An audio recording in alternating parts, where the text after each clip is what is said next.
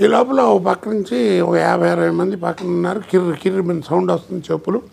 మనిషాడు వెనక చూసేటప్పటికి ఆజానుబాహుడు పచ్చడి డ్రెస్ వేసుకుని వస్తున్నాడు రామారావు గారు.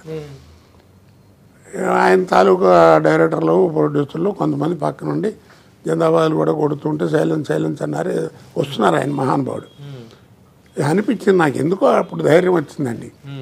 చేతిలో సూట్ కేసు ముందు పెట్టి కాస్త చూస్తూ ఉండండి అని ముందు ఆయనకి చెప్పి గబగబా వెళ్ళేప్పటికీ కొంతమంది చంపేస్తాడా ఏమి వెళ్తా పిచ్చివాడా రా అని చెప్పి అంటున్నారు.